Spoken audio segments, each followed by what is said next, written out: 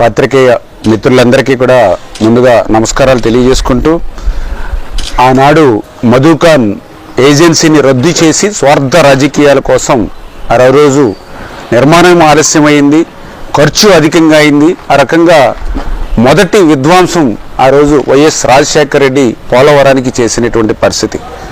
ఆ రోజు 2014, 2019 5 సంవత్సరాల్లో మళ్ళీ చంద్రబాబు నాయుడు గారు ఆ పోలవరం ప్రాజెక్టుని పట్టాలెక్కించి 5 సంవత్సరాల్లో 72% పూర్తి చేసి 2020 కల్లా ప్రభుత్వం కనుక కంటిన్యూ అయ్యి ఉంటే ఆ యొక్క పోలవరం పూర్తి చేసి ఆ గోదావరి వరద జలాలు ఆంధ్రప్రదేశ్ రాష్ట్రం అంతా కూడా ప్రవహించి రాష్ట్రం ఒక కరువు రహిత రాష్ట్రంగా మారేటువంటి పరిస్థితి ఉండేది.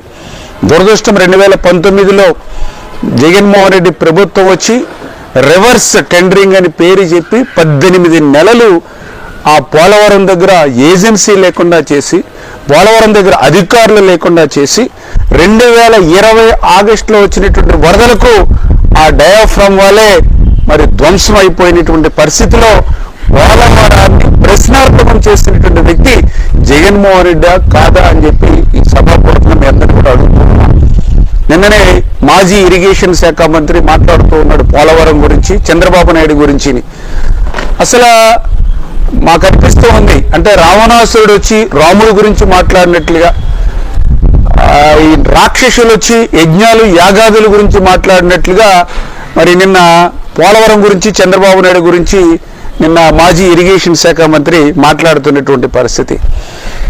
అయ్యా మాజీ ఇరిగేషన్ శాఖ మంత్రి గారు మరి చాలా క్లియర్గా, ఎందుకంటే ఆ పోలవరం గురించి మీరు గతంలో ఏం మాట్లాడారు? ఏదైతే డయాఫ్రమ్ వాల్ అనేది పోలవరం ప్రాజెక్టుకే కాదు, బక్రా నంగలకు ఉంటుంది, శ్రీశైలంకి ఉంటుంది, నాగార్జున సాగర్కు ఉంటుంది, అన్ని ప్రాజెక్టులకు కూడా డయాఫ్రమ్ వాల్ ఉంటుందని చెప్పినటువంటి మహానుభావులు మీరు. అంటే తెలియకపోతే తప్పేమీ కాదు, కానీ తెలుసుకుని మాట్లాడకపోవడం అనేది బాధ్యత రాహిత్యము. అంటే పోలవరం మీద ఆ మాత్రం కూడా సమయం పెట్టేటువంటి పరిస్థితి లేనిటువంటి వ్యక్తికి ఈరోజు మీరు పోలవరం గురించి మాట్లాడడం. ఆ రోజు ఏం మాట్లాడారు మీరు? పోలవరం నాకే అర్థం కాలేదు, ఇంకా ఎవ్వరికీ అర్థం కాదు, పోలవరం ఎప్పటికీ పూర్తవుతుందో చెప్పలేమని చెప్పినటువంటి వ్యక్తులు మాజీ ఇరిగేషన్ శాఖ మంత్రి మీరే కదా ఆ రోజు మీరు చెప్పింది.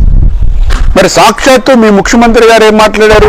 అసెంబ్లీలో 2020 జూన్ అన్నారు, 2020 డిసెంబర్ అన్నారు, మళ్ళీ 2021 మళ్ళీ జూన్ అన్నారు, మళ్ళీ 2021 డిసెంబర్ అన్నారు. అంటే ఇట్లా పదే పదే సాక్షాత్తు శాసనసభలో ఆ పోలవరం పూర్తి చేస్తామని తేదీలు చెప్పింది మరి ఆ రోజు మీ ముఖ్యమంత్రి గారే కదా. అంటే 2020 ఆగస్టులో వచ్చినటువంటి వరదలకు డయాఫ్రమ్ వాల్ పోయినటువంటి స్థితిలో కూడా అసెంబ్లీ సాక్షిగా 21, 22 పూర్తి చేస్తామని ఎట్లా మీరు చెప్పగలిగారు? అంటే డయాఫ్రమ్ వాల్ ఉందో లేదో కూడా తెలియనటువంటి పరిస్థితిలో ఆ రోజు మీ ప్రభుత్వం ఉన్నందుకు సిగ్గుపడట్లేదు అని చెప్పి అడుగుతున్నటువంటి స్థితి. ఏదైతే ఇవాళ పోలవరం గురించి మీరు మాట్లాడుతూ ఉన్నారు, ఏంటి 5 సంవత్సరాల్లో పోలవరానికి మీరు చేసినటువంటి నిర్వాహకం ఏంటి? ఒక్కసారి గుర్తు చేసుకుని చెప్పండి. ఈ 5 సంవత్సరాలు ఏం జరిగిందంటే మరి 440 కోట్ల రూపాయలు 18 నెలలు కష్టపడి నిర్మాణం చేసినటువంటి డయాఫ్రమ్ ధ్వంసమైంది. ఏదైతే 100 కోట్ల రూపాయలు పెట్టినటువంటి గైడ్ బండ్ కృంగిపోయింది. ఏదైతే పోలవరం ఉత్తరాంధ్రకు ఇవ్వాల్సినటువంటి లెఫ్ట్ కెనాల్, ఏదైతే రాయలసీమకు ఇవ్వాల్సినటువంటి రైట్ కెనాల్ ఏదైతే ఉందో 17,500 సామర్థ్యం ఉన్నటువంటి కాలువల సామర్థ్యాన్ని 9,000కి 6,000కి కుదించేసి అటు రాయలసీమకి ఉత్తరాంధ్రకి మీ హయాంలో మీరు అన్యాయం చేసినటువంటి వ్యక్తులు. పోలవరం చరిత్రలో 41.15, 45.72 ఫస్ట్ ఫేసు, సెకండ్ ఫేసు ఎవరు తీసుకొచ్చారు? 2019 ఎన్నికలకు ముందు అసలు ఈ ఫేజ్ 1 అని, ఫేజ్ 2 అని కానీ, 41 కానీ, 45 కానీ ఎక్కడైనా ఉందా?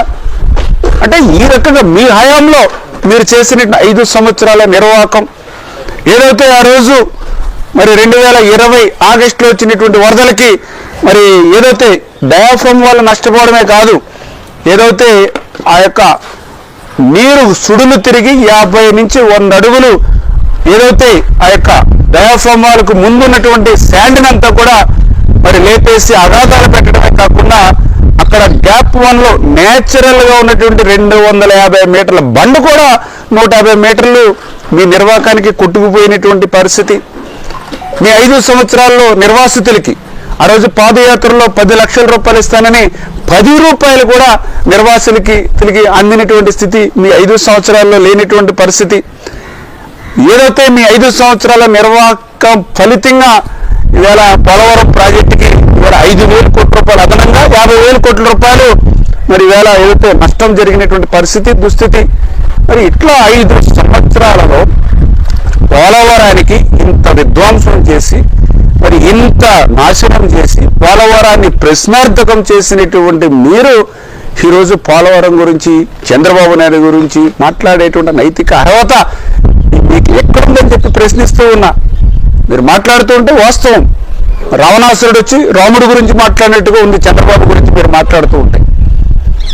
మీ ఏదైతే ఈ జగన్ విధ్వంసం ముఠ మీరు మాట్లాడుతూ ఉంటే రాక్షసులు వచ్చి ఏదైతే యజ్ఞాల గురించి యాగాల గురించి మాట్లాడుతూ ఉన్నటువంటి పరిస్థితి అని చెప్పి మీ ద్వారా తెలియజేసుకుంటూ, అందుకే ఈరోజు ప్రజా ప్రభుత్వం కూటమి ప్రభుత్వం అధికారంలోకి వచ్చింది.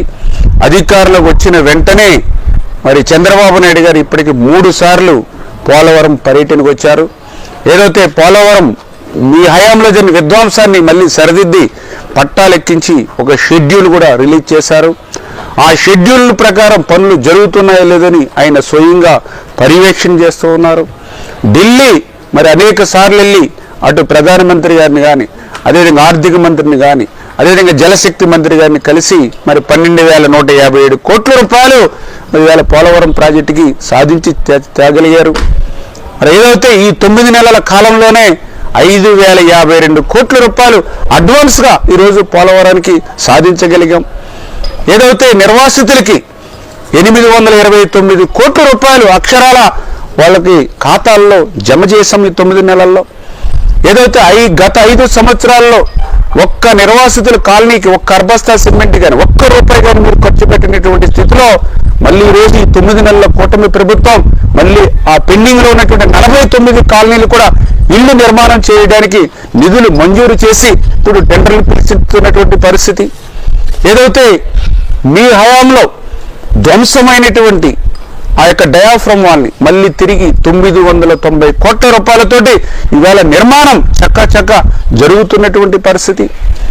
ఏదైతే మీ నిర్వాహకం వల్ల మీ నిర్లక్ష్యం వల్ల 5 సంవత్సరాలు ఆలస్యం అవ్వడం వల్ల ఏదైతే అప్పర్ కాపర్ డ్యామ్ ఏదైతే లీకేజ్ సీపేజ్ ఏదైతే పెరుగుతూ ఉందో దానికోసం మళ్ళీ అప్పర్ కాపర్ డ్యామ్ని స్ట్రెంగ్తన్ చేయడం కోసం బట్రస్ డ్యామ్ పనులు రేపు మే నెలలో పూర్తయ్యేటువంటి విధంగా మరి పరిగెడుతూ ఆ పనులు జరుగుతూ ఉన్నాయి. ఏదైతే గ్యాప్ 1లో ఈసీఆర్ఎఫ్ డ్యామ్ నిర్మాణం కోసం వైబ్రో కాంపాక్షన్ పనులు పూర్తి చేసి ఆ మెటీరియల్ కూడా డంప్ చేసి ఏప్రిల్ మొదటి వారంలోనే ఈసీఆర్ఎఫ్ మెయిన్ డ్యాము గ్యాప్ 1లో నిర్మాణం చేసేటువంటి విధంగా మరి అక్కడ వేగంగా పనులు జరుగుతూ ఉన్నాయి. ఏదైతే గ్యాప్ 2కి సంబంధించి మరి అక్కడ కూడా వైబ్రో కాంపాక్షన్కి సంబంధించి మరి 70,000 క్యూబిక్ మీటర్లని ఆల్రెడీ పనులు చేసినటువంటి పరిస్థితి ఈ 9 నెలల్లోనే. మరి ఏదైతే ఈ రకంగా 2025 డిసెంబర్ కల్లా డయాఫ్రామ్ వాల్ పూర్తి చేయాలి, 2027 డిసెంబర్ కల్లా పోలవరం ప్రాజెక్టు పూర్తి చేయాలి. అవసరమైతే టెక్నికల్గా ఇబ్బందులు లేకుండా ఉంటే అట్లీస్ట్ 2027 జూన్కి పుష్కరాల కల్లా పూర్తి చేసేటువంటి అవకాశం ఉంటే పరిశీలించమని నిన్న ముఖ్యమంత్రి గారే స్వయంగా నిన్న రివ్యూలో చెప్పినటువంటి పరిస్థితి.